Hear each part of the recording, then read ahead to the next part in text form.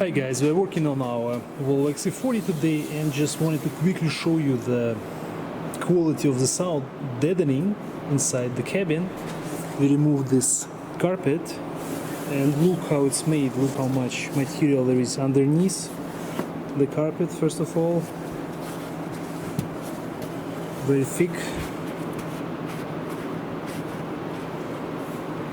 and besides that, in the front also we've got more material going to the front of the vehicle, again quite thick, very impressive, and even in the central console you'll see more sound deadening, which again provides a very quiet cabin when you guys drive inside.